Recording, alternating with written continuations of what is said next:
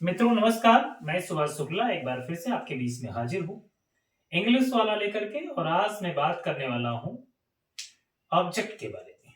तो आज हम एक नया टॉपिक लेके आए हैं, ऑब्जेक्ट। अभी तक हमने पिछले क्लास में चर्चा किया कि किस तरह से सब्जेक्ट में वाक्य में हम सब्जेक्ट को तलाशते हैं, वर्ब को तलाशते हैं, ऑब्जेक्ट को तलाशते हैं और कॉम्प्लीमेंट को तलाशते हैं, यहाँ तक कि एडवर्ब को भी कैसे ढूंढते हैं। तो आज हम चर्चा करने वाले हैं अबाउट ऑब्जेक्ट। सबसे बड़ी बात कि ऑब्जेक्ट क्या है, ऑब्जेक्ट कहाँ होता है वाकई। तो इसको चर्चा करने से पहले मैं एक सेकंड के लिए आपको ले चलता हूं एक नए टॉपिक की ओर। वहां से आसानी से आप ऑब्जेक्ट के बारे में जान पाएंगे। आपने सुना होगा वर्ब। अगर आपको वर्ब नहीं आता है ठीक से तो आप ऑब्जेक्ट की जानकारी ठीक से नहीं रख सकते। यहां तात्पर्य मेरा उससे है जहां पे हम बात करते हैं ट्रांसिटिव और इंट्रांसिटिव वर्ब की। आप जानते हैं there are two types of verb, transitive और इंट्रांसिटिव। ट्रांसिटिव और इंट्रांसिटिव क्या है, आपके मन में सवाल चल रहा होगा। ट्रांसिटिव एक ऐसी क्रिया जिसके साथ में ऑब्जेक्ट होता है या हो सकता है, संभावना है, पॉसिबिलिटी। अगर वर्ब ट्रांसिटिव है तो फिर ऑब्जेक्ट का सवाल आता है, अन्यथा ऑब्जेक्ट का कोई अस्तित्व ही नहीं, क्योंकि इंट्रांसिटिव के साथ में ऑब्जेक्ट नहीं होता है। तो थोड़ी सी चर्चा कर लेते हैं, what is transitive and what is intransitive. Intransitive किसे कहेंगे, ट्रांसिटिव किसे कहेंगे, तो थोड़ा सा देख लेते हैं। अगर मैं आपसे कहूं कि जो ट्रांसिटिव है, मैंने कहा वर्ब जो होती है वो दो तरह की होती है। एक होता है ट्रांसिटिव और दूसरा होता है इंट्रांसिटिव। तो दो तरह की क्रिया है। ट्रांसिटिव को हिंदी में कहते हैं सकर्मक क्रिया और इंट्रांसिटिव को हिंदी में कहते हैं अकर्मक क्रिया। आपने देखा होगा सकर्मक का भाव जो होता है वो होता है साथ कर्म के। ऐसी क्रिया जिसके साथ में कर्म हो तो उसको हम क्या कहते हैं, तो उसको हम कहते हैं ट्रांसिटिव वर्ब, सकर्मक क्रिया। और जिसके साथ में ऑब्जेक्ट नहीं होता है उसको क्या कहते हैं, इंट्रांसिटिव, अकर्मक क्रिया। तो हमें आज बात करना है ट्रांसिटिव के बारे में, क्योंकि आप जानते हैं हमें बात करना है ऑब्जेक्ट के बारे में। तो फिर इंट्रांसिटिव से कोई मतलब ही नहीं। तो देख लेते हैं, सॉरी हमने कहा S plus B plus o, तो हमें आज फोकस करना है ओ के बारे में। ऑब्जेक्ट, ये ऑब्जेक्ट कितने तरह के होते हैं, दो तरह के होते हैं। मैंने विस्तार से बताया है there are two types of object. There are two types, मतलब ऑब्जेक्ट दो तरह के होते हैं। आपके मन में ये सवाल आ रहा होगा, अगर आप बहुत बेसिक से हैं कि ये बार बार बोल रहे हैं ऑब्जेक्ट, ऑब्जेक्ट क्या, ऑब्जेक्ट मींस होती है वस्तुएं। वस्तुएं आप जानते हैं दो तरह की होती हैं, एक जानदार वस्तुएं होती हैं, एक बेजानदार वस्तुएं होती हैं। जब आप किसी से कुछ चाहते हैं, कुछ मांगते हैं, कोई वस्तु, कोई ऑब्जेक्ट मांगते हैं, क्या मांगते हैं, कोई वस्तु मांगते हैं, किसी व्यक्ति को मांग सकते हैं आप। तो यहां मैंने क्या कहा, तो क्या है, जो ऑब्जेक्ट होता है वो दो तरह का होता है। एक होता है आपका क्या नाम, डायरेक्ट ऑब्जेक्ट, एक होता है इनडायरेक्ट ऑब्जेक्ट। तो there are two types of object, direct and indirect. अब मन में आता है सवाल कि डायरेक्ट किसे कहेंगे, इनडायरेक्ट किसे कहेंगे। तो बहुत आसान शब्दों में आपको बताने का प्रयास कर रहा हूं। क्या से प्रश्न करने पर जो उत्तर प्राप्त होता है उसे हम डायरेक्ट ऑब्जेक्ट कहते हैं। जब हम किसी क्रिया से जब क्या से प्रश्न करते हैं तो जो उत्तर प्राप्त होता है उसे क्या कहा जाता है, उसे कहा जाता है डायरेक्ट ऑब्जेक्ट। एग्जाम्पल के लिए आपके सामने चलते हैं, मैं लिखा है किताब, अगर लिखा पढ़ता हूं तो मैं किताब पढ़ता हूं। तो मैंने इस क्रिया से पूछा कि क्या पढ़ता हूं, तो उत्तर क्या मिला, किताब। तो किताब क्या हो जाएगा, ऑब्जेक्ट। अब कौन साबित हो जाएगा, किताब हो जाएगा डायरेक्ट ऑब्जेक्ट। किताब कौन साबित हो जाएगा, डायरेक्ट ऑब्जेक्ट हो जाएगा, तो किताब हो जाएगा डायरेक्ट ऑब्जेक्ट। सारा जानकर एक और देख लेते हैं, अगर आपने सुना है, मैंने कहा उसने एक पत्र लिखा, उसने एक पत्र लिखा। तो लिखा क्या है, वर्ब, लिखा क्या है, वर्ब। अब आप इससे पूछिए कि क्या लिखा। मैंने आपसे कहा है जब किसी क्रिया से हम क्या से प्रश्न करते हैं तो जो उत्तर प्राप्त होता है वो होता है डायरेक्ट ऑब्जेक्ट। तो मैंने कहा कि क्या लिखा, तो आपने पाया कि एक पत्र लिखा। तो जो एक पत्र यहां पर वो क्या हो जाएगा, वो हो जाएगा आपका डायरेक्ट ऑब्जेक्ट। समझ में आ गया। नहीं आया है तो परेशान नहीं होना है, मैं एक और तरीके से आपको बताने का प्रयास अधिक करूंगा। पहले यहां देख लेते हैं। दूसरा आपका है इनडायरेक्ट ऑब्जेक्ट। इनडायरेक्ट ऑब्जेक्ट क्या होता है? वैसे अगर इसकी हिंदी देख जाए तो लिखा होता है प्रत्यक्ष आदेश, अप्रत्यक्ष आदेश, ठीक है। तो ये वो थोड़ा अलग मैटर है, मैं हिंदी पे बहुत चर्चा नहीं करना चाहता हूं, आप आसानी से डायरेक्ट और इनडायरेक्ट समझ पा रहे हैं। आगे जब आप नरेशन पढ़ेंगे तो वहां भी आएगा, तो विस्तार से अच्छे से बता दिया जाएगा। तो किसको से प्रश्न करने पर जो उत्तर प्राप्त होता है, अगर आप किसी क्रिया से किसको से प्रश्न कर रहे हैं, तो यदि आप किसको से प्रश्न करते हैं तो जो आपको उत्तर प्राप्त होता है वो क्या होता है, वो आपका इनडायरेक्ट ऑब्जेक्ट कहलाता है। इनडायरेक्ट ऑब्जेक्ट क्या होता है, फिर से बता दूं, अगर आप नहीं जान पाए तो मैंने आपसे कहा इनडायरेक्ट ऑब्जेक्ट वो ऑब्जेक्ट है जब हम वाक्य की क्रिया से किसको से प्रश्न करते हैं, और जैसे ही हम किसको से प्रश्न करेंगे तो आप पाएंगे कि हमें जो उत्तर प्राप्त हुआ है उसको क्या कहते हैं, इनडायरेक्ट ऑब्जेक्ट। एग्जाम्पल के माध्यम से समझते हैं। मैंने लिखा है मैं आपको जानता हूं, मैं आपको जानता हूं, तो जानता आपका वर्ब हो गया। आपने पूछा कि कौन जानता हूं, सॉरी किसको जानता हूं, तो आपने कहा आपको जानता हूं, तो आपको क्या है, ऑब्जेक्ट है, लेकिन कौन सा ऑब्जेक्ट है, याद रहे इनडायरेक्ट ऑब्जेक्ट। क्या है, इनडायरेक्ट ऑब्जेक्ट है। दूसरा देख लेते हैं, उसने मुझे बुलाया, उसने मुझे बुलाया, तो बुलाया क्या है, वर्ब है। मैं आपसे पिछली वाली वीडियो बता चुका हूं कि वाक्य का अंतिम शब्द क्रिया होता है, वाक्य का अंतिम शब्द मेन क्रिया होता है, टू डू वाली क्रिया होता है, ये विशेष याद रहे। तो हमें उसी से प्रश्न करना है।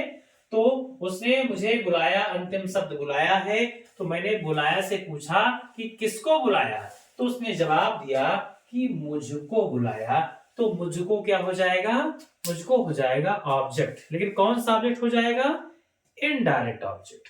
तो आज हम दो ऑब्जेक्ट के बारे में अच्छे से समझे हैं, अच्छे से पढ़े हैं।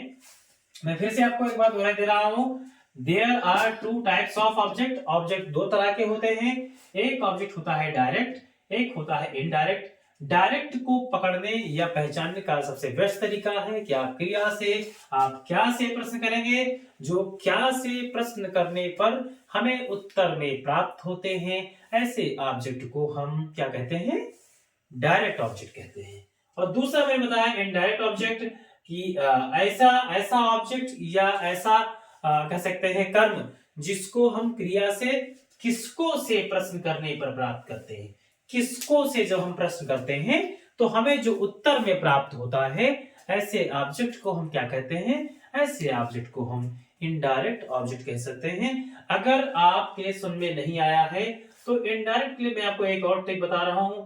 आप किसी भी शब्द में अगर को नाम का अक्षर लगा है, को नाम का अगर अक्षर लगा हुआ है, तो आसानी से आप पहचान सकते हैं कि जिस भी नाउन में, जिस भी प्रोनाउन में आप इसको ऐड कर देंगे, मुझको, आपको, उनको, हमको, ठीक है, तुमको, ठीक है, उसको, ठीक है, तो क्या हो जाएगा, ऑब्जेक्ट क्या हो जाएगा, ऑब्जेक्ट कौन सा हो जाएगा, इनडायरेक्ट ऑब्जेक्ट। या किसी वस्तु में मैंने कहा किसी व्यक्ति, पहले देख लीजिए, मैंने कहा मोहन को, सुरेश को, राधा को, है ना, या किसी वस्तु में घर को, स्कूल को, किताब को, है ना, मोबाइल को, वीडियोस को, आपको, ये तो मैं ये कहना चाहता हूं कि अगर किसी भी शब्द में अगर आप ये तो को लगा दें तो क्या हो जाएगा, वो इनडायरेक्ट ऑब्जेक्ट हो जाएगा। तो आपको प्रश्न करने की झंझट फिर मुक्ति मिल जाएगी। अब आसानी से आप किसी भी वाक्य में ये पता कर सकते हैं, एक झलक देख के, एक बार देख के, एक नजर डाल के और आसानी से, कि इनडायरेक्ट ऑब्जेक्ट हम किसे कहते हैं। शायद आप समझ चुके हैं। और डायरेक्ट तो आप पहले से जानते हैं, जैसे हम क्या से प्रश्न करते हैं तो हमें जो उत्तर प्राप्त होता है वो क्या होता है, डायरेक्ट। तो आते हैं और एग्जाम्पल के माध्यम से इसको समझने का हम एक बार प्रयास करते हैं। बहुत आसानी से आपको समझ में आ जाएगा, बहुत ही आसानी से आ जाएगा। एग्जाम्पल के माध्यम से एक बार देख लेते हैं।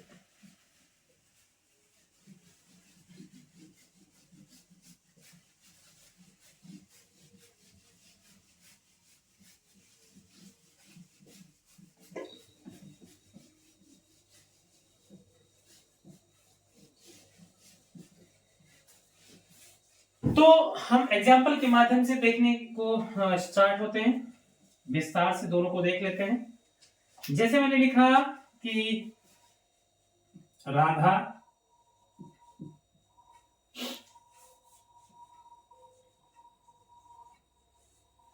एक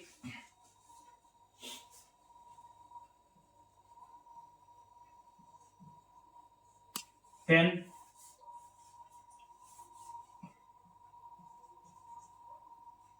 राधा ने कहते हैं, राधा ने एक पेन खरीदी। तो अब जानते, मैंने आपसे कहा था कि अगर आप किसी भी वाक्य में अगर आप पाते हैं, अगर आपको क्रिया ढूंढना है तो क्या करना है, आपको अंतिम शब्द पे जाना है। अंतिम शब्द है खरीदी।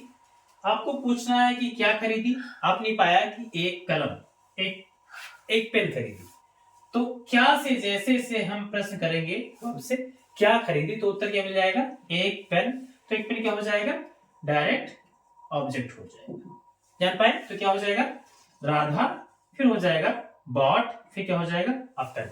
बहुत इजी, इंग्लिश बनाना बहुत ही आसान है। Radha bought a pen. एक इसको देख ले, मैंने आपको बुलाया, मैंने आपको बुलाया। तो मैंने कहा, फिर एक बात देखते हैं, ये लिखा हुआ है पहला शब्द, दूसरा शब्द, तीसरा शब्द। तो हमें क्या करना है, अंतिम शब्द पे जाना है। वो क्या होती, क्रिया होती। अगर उसमें कोई काम किया जा रहा है या बुलाने का काम किया जा रहा है, तो मैंने पूछा कि किसको बुलाया, तो उत्तर क्या आएगा, आपको बुलाया।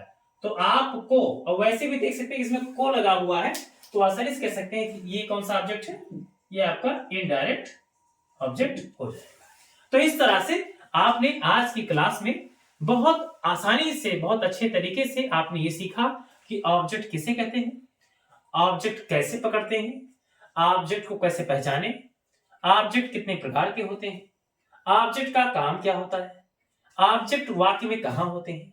अगर इनका हम स्थान चेक करें तो आप पाएंगे कि वैसे अगर आप कोई एक ऑब्जेक्ट का प्रयोग कर रहे हैं, तो मैंने कहा अगर मान लो आप लगा रहे हैं तो डायरेक्ट, तो हो जाएगा एस प्लस वी प्लस ओ।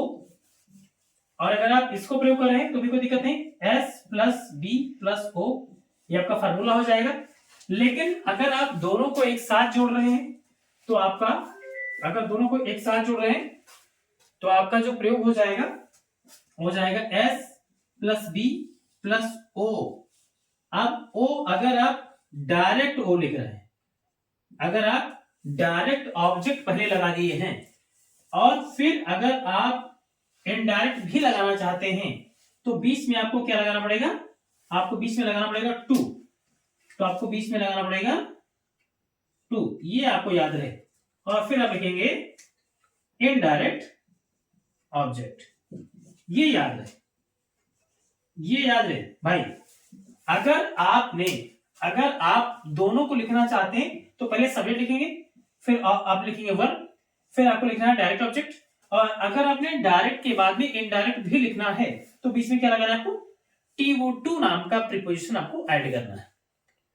एक बात और खासियत है, जो बचपन में हम लोग गलतियां करते हैं, हमें मान लेते हैं कि टू की हिंदी को होती है, ऐसा मान लेते हैं कि टू की हिंदी क्या होती है, को होती है। इसीलिए सर जी ने कहा होगा कि हमें यहाँ पे टू लगाना चाहिए। लेकिन भाई मैंने आपसे क्या कहा था, अगर मैं ऐसे कहूं कि मैंने आपको बुलाया, तो मुझे क्या करना चाहिए था, अगर को के इंग्लिश टू होती तो मुझे करना चाहिए था आई कॉल्ड टू यू। लेकिन यहां क्या हो जाएगा, आई कॉल्ड यू। और यहां राधा ने एक पेन खरीदा या खरीदी, तो हो जाएगा राधा बॉट ए पेन। तो यहां तो को है ही नहीं, तो यहां तो टू पक्का नहीं आएगा। लेकिन अगर आपके मन में चल रहा है कि को की इंग्लिश टू होती है, तो ये गलत है, ऐसा नहीं है। अगर आप इन दोनों को साथ में लिख रहे हैं, एक सिस्टम से लिख रहे हैं, सबसे पहले आप डायरेक्ट ऑब्जेक्ट लिखते हैं और फिर अगर आप इनडायरेक्ट लिखना चाहते हैं तो आपको बीच में टू लगाना है। दिस इज अ प्रिंसिपल, ये एक सिद्धांत है। लेकिन अगर आप चाहते हैं कि हम टू नहीं लगाएंगे या मैं लगाना ही नहीं चाहता और फिर भी मेरा वाक्य सही रहे, तो एक और तरीका है आसान, आप आसानी से उसको कैसे लिख सकते हैं। तो आपको दूसरा फार्मूला लिखना पड़ेगा। दूसरा फार्मूला क्या है, दूसरा पहले हो जाएगा सब्जेक्ट, फिर हो जाएगा आपका वी, मतलब वर्ब, उसके बाद में आपको क्या लिखना है, आपको लिखना है indirect object, indirect object plus क्या हो जाएगा, डायरेक्ट ऑब्जेक्ट, प्लस क्या हो जाएगा, डायरेक्ट ऑब्जेक्ट। ये आपको विशेष याद है, तो प्लस क्या हो जाएगा, डायरेक्ट ऑब्जेक्ट हो जाएगा। तो ये विशेष याद है। अगर अगर आपने ये फार्मूला लगाया, subject plus verb plus indirect पहले कर दिया आपने, तो आप फिर जब डायरेक्ट लिखेंगे तो क्या हो जाएगा, आपको टू नहीं लगाना है। लेकिन अगर आपने पहले डायरेक्ट लिखा और फिर से लिखा है डायरेक्ट, तो बीच में क्या लगाना पड़ेगा, आपको टू लगाना पड़ेगा। कैसे, एग्जांपल देखो, जैसे मैंने कहा कि I gave you a pen, ये भी सही, I gave you a pen. मैं आई गेव यू पहले इनडायरेक्ट लगा रहा हूं, फिर लगा रहा हूं डायरेक्ट ए पेन। लेकिन अगर मैंने ऐसे लिखा कि I gave a pen to you, I gave a pen to you, फिर से देख लीजिए। अगर आपके समझ में नहीं आया है तो मैं एक बार फिर से आपकी सहूलियत के लिए, आपके समझ के लिए एक बार फिर से बता रहा हूं। अगर बाबू आपको ऑब्जेक्ट दोनों प्रयोग करने की बात है, डायरेक्ट भी और इनडायरेक्ट भी, तो बहुत हताश नहीं होना है, बहुत निराश नहीं होना है। रिलैक्स माइंड करके आसानी से आपको जो दिल करे वो आप लगा सकते हैं। हाँ, एक बात याद रखनी है, अगर आपने कहीं ऑब्जेक्ट डायरेक्ट वाला भी लगाया और फिर आपने अगर इनडायरेक्ट लगाया, तो सीरियल से लिखने समय आपको बीच में TO2 नाम का प्रिपोजिशन ऐड कर देना है। और अगर आप टू नहीं लगाना चाहते हैं या आप ज्यादा नहीं लिखना चाहते हैं या आपको टू से कोई नफरत है, स्पेशल विशेष कोई आपका झगड़ा है उससे, तो भाई मैं आपसे कहूंगा कि निराश ना हो, आप अपोजिट लिख दें। आप पहले लिखें सब्जेक्ट, फिर लिखें वर्ब और फिर आप लिखें इनडायरेक्ट ऑब्जेक्ट और फिर कर दें डायरेक्ट, तो लफड़ा सारा खत्म, आपस में कोई झगड़ा ही नहीं होगा। मुझे ऐसा लगता है कि ये दोनों आपस में लड़ते रहते हैं, इसीलिए जो स्कॉलर्स हैं उन्होंने ये सिद्धांत बनाया कि ऑब्जेक्ट वन और टू या डायरेक्ट ऑब्जेक्ट और इनडायरेक्ट अगर सीरियल से आते हैं तो ये याद रहे, इनको बीच में टू लगा के बांट देना चाहिए जिससे आपस में लड़े ना। ऐसा एक मैथोलॉजी है, आप बहुत परेशान ना हो, मैं ऐसा हंसाने के लिए कहता हूं, ऐसा कुछ नहीं, लड़ते नहीं है, लेकिन इनको ऐसा प्रयोग किया जाता है इससे आपको आसानी से समझने में आसानी होती। तो मेरा ऐसा मानना है कि आज आप ऑब्जेक्ट को अच्छे से समझ पाए होंगे। अगर कोई सवाल है आपका, अगर आप कोई सुझाव देना चाहते हैं, तो आप वीडियो में आपके सामने जो कमेंट बॉक्स है वो खुला हुआ है, उसमें अपने सुझाव आप भेज सकते हैं। और अगर आपको अच्छा लगता है वीडियो तो आप अपने विचार को व्यक्त करें और सीखते रहें। मैं तो यही कहूंगा कि आप लगातार आपसे जुड़े रहें, विश्वास करिए, मैं आपको एक दिन वहां पहुंचा दूंगा जहां आप सोच के आए थे। विश्वास करिए, इंग्लिश बहुत आसान है, एक एक बिंदु मैं आपको स्टेप से बता रहा हूं, ऐसे में सारे आपको पढ़ा दूंगा, सारी टॉपिक वहीं जहां आप है वहीं से। बस काम ये करना है कि हर अगले दिन, अब ये मैं वीडियो आज डाल रहा हूं 16 तारीख को और 17 छोड़ के फिर 18 को, मतलब एक दिन गैप करके वीडियोज आ रहे हैं। निराश ना हो, खुश रहें, हिम्मत से लगे रहें। 1 जनवरी से 2024 से नए साल से आ रहा हूं स्पेशल बोर्ड स्पेशल लेकर के, हाई स्कूल स्पेशल अलग और इंटरमीडिएट बोर्ड स्पेशल अलग, दोनों के अलग अलग टॉपिक, अलग अलग वीडियोस विस्तार से बिंदुवार तरीके से। अगर आप गरीब परिवार से हैं, अगर आप कोचिंग नहीं पढ़ सकते हैं, अगर आप पास पैसा नहीं पढ़ने के लिए, तो निराश ना हो। अगर इच्छा है, अगर तुम्हारे अंदर अगर दिल तुम्हारा कुछ कह रहा है, तुम अपने माता पिता के सपनों को साकार करना चाहते हो, अगर आप चाहते हो कि मेरे माता पिता की उम्र बढ़ जाए, तुम उनको और चाहते हो कि और अच्छे से वो जी सके, और सबसे बड़ी बात उनके जो सपने हैं उनको आप पूरे कर सके, तो विश्वास करिए आप मेरे साथ जुड़े रहिए और मैं आपको निराश नहीं करूंगा। इंग्लिश में आपको मैं निराश नहीं करूंगा, ये मेरी गारंटी है। ये मोदी की गारंटी नहीं है, लेकिन ये सुभाष शुक्ला की गारंटी है, दैट्स ऑल। और मैं जो कह देता हूं 100% प्रयास ये करता हूं कि कर दूं। मिलता हूं फिर से, जय हिंद। आप मुझे बहुत याद आएंगे, अपना ख्याल रखें और अपनों का ख्याल रखें। मिलते हैं फिर, थैंक यू, जय हिंद।